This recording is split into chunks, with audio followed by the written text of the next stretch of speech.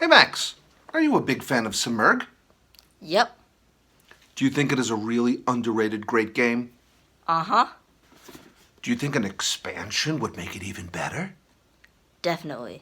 Do you think we could play some kind of epic version of the game with all of the modules put together? Absolutely.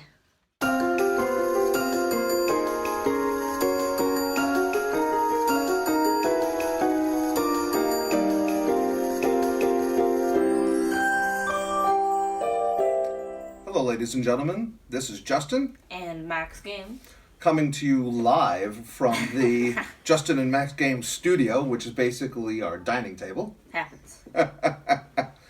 And we are going to be doing a review of the game Simurgh, Hall of the Dragonlord, which is the one and only expansion to this game. Which is a really good expansion. Yes, I agree. Now, if you don't know the game Simurgh, I think it's a really underrated game. It came out a number of years ago, about 5 years ago or something, and we got it about 4 years ago. Now, hold on a second. The board game that got us into Heavy board gaming is a game called Hyperborea, and the designer is ZZ. Then a game that we got recently is Tang Garden. Garden. That is another great game. And also, ZZ is one of the contributing designers for that one. You were going to say something about Yeah, it. when we first got this game, it was just the base game. Just the base game. I learned it, and it felt decently difficult when I was learning it. But then when I was actually trying to teach it and play it, we thought it was so difficult and confusing and everything was happening. Yes, that was. But now, with everything and the everything expansion, it's a little confusing, but nothing compared to some of the other games that we've got. Oh yeah, it's not nearly as heavy as one would imagine. There's a lot of symbology, especially on the tiles. Yes, a lot of symbology. And you have to play the game, I would say, a good 3 to 4 times before you start to really see how you're going to get points, what the integration between the different types of tiles is, how to build up a strategy with getting certain types of dragons, getting certain types of tiles, when to do things, when to make things unavailable in the wilds, which is where you're putting the tiles down.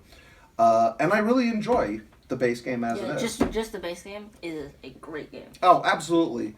I do find my one critique of the game, maybe 2 critiques of the game, is that there's so many different types of dragons, and we actually have promo cards showing all of the dragons. There's a lot of different types of dragons.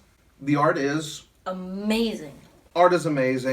But you get these tiles, these little square tiles, the end games, the objective tiles. Objective tiles.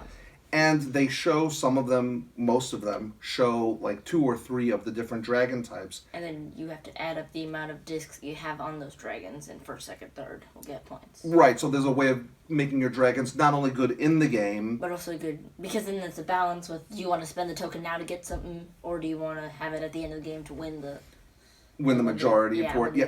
But the art is a little bit I don't want to say very similar, but it's enough that it's confusing me sometimes when I look at the objective cards. Oh, this one's upside down. On the objective tiles, because they're kind of small, and some of them look very similar, and I'm like, that dragon, he's red, but he's looking left. This one's looking right. I personally don't find that. He doesn't find that a problem. But I do. What I wish, maybe with my 49-year-old eyes, almost 49 years old, is that they would have had like letters. So like this tile was A, D, and F. And then on the cards it would have said A, Dragon ADF, something like that. Dragon ADF, it's all 3. All 3. The various different types of dragons would have that on there.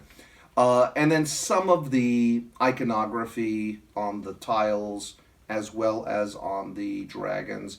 Sometimes, even though we've played it a bunch of times, we're still looking it up just a couple of times. Oh, which one exactly has that one? When do you get it?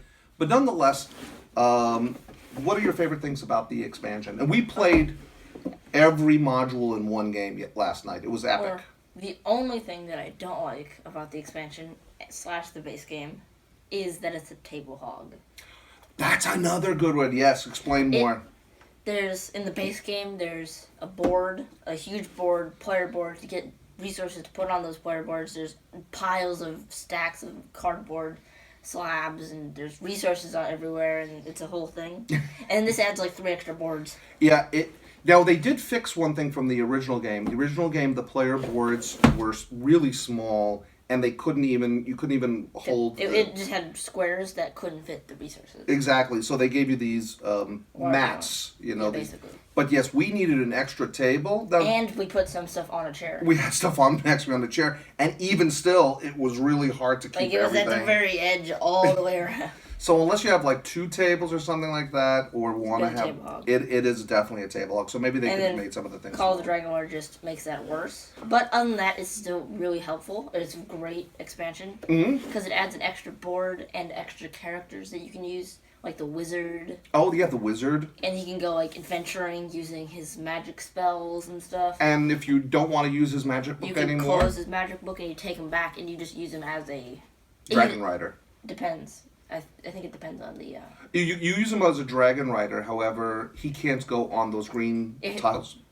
He can't go on those exploration green tiles. He can't go on exploration tiles. But otherwise, he also gets a little card that gives him an additional ability. Like, and that's asymmetrical. We would each have a different one. Like, there's one called the Mad Wizard. Mm-hmm. Whenever you place a wizard, you get a different resource depending if you're on even or an odd point space. Oh, you know who had that power last game? Mom. It was actually pretty decent because it gave her a knowledge or an iron. That's both of which are really good. And if you're able to time that out with what you want when you place them. Knowledge and spears are like the 2 hardest things to get in the game, I think. Iron is still up there. Iron is still up there. I think spears is one of the hardest. Yeah, spears is one of the hardest. Then wood iron, then the 2 foods. Then the foods are kind of less, not so difficult to get. Then there's also the rogues, which are another asymmetrical thing, like the wizard, except they're used as spearmen, which is not as good. It's not asymmetrical. We all have the same rogue.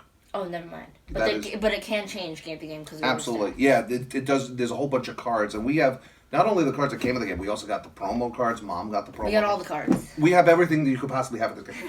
One of the things that I think now you don't have to play. This comes with like 7 or 8 different modules, and you don't have to play with all of them. You could play with some or even one. The one that I would probably play in every game is in the base game. One of the options that you can have on your turn is you just take all of your guys back from the board. And that's it. Now you can have some free actions, but I've always disliked games where basically your turn is doing nothing. You just take guys back.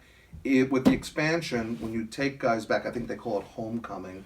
There's a bunch of cards out, and the person that takes back all of their guys on their turn... They have to take back all of their guys. If they leave out a guy, or does it count if they're on exploration tile? It does still. If you leave the exploration tile, you take back all your guys, you won't get... It's just a card on the top, or it's 5 or 4 cards. Mm-hmm, it's 4 cards, and you get some resources, but then everyone else gets something a little bit less. Right. So that way you could plan out a little bit. All right, I'm going to wait to take all my guys back because I get this. There's another game that I'm not a big fan of at all called Charterstone. Do you remember that thing? Oh, brother. Anyway, on that game, sometimes half your turns were just, I take my guys back. Your turn. I hated that. And in this game, it did it as well. But there's an option to fix. I would always play with that module no matter what. The original game, now, again...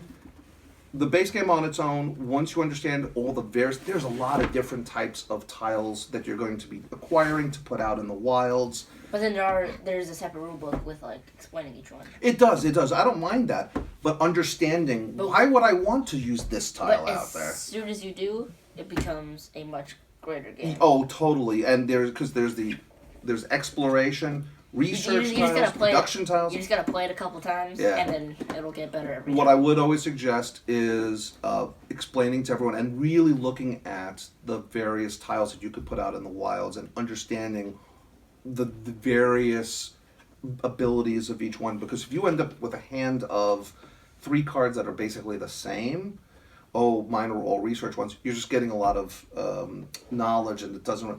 You have to understand why and when and all like this. And we took dramatically different approaches every time we've played. And the last game we were very close. Very, very close. Points. I even withdrew my wizard to use him as a character. You kept on going with the... And that I ended... Because we played with the quest We also played with quest cards, which is another module. And I wanted to be the one to trigger the ending because that would give you the best position to use my quest card. Yes, that's right. Because you go in reverse order. So to I put wanted to have it finished, but only once something else happened.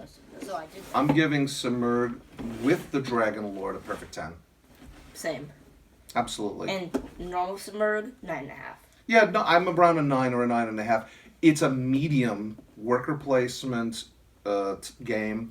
With this, realize that if you do a lot of the modules, it will become an epic experience. Anyway, that is our review for Simurgh Call of the Dragonlord.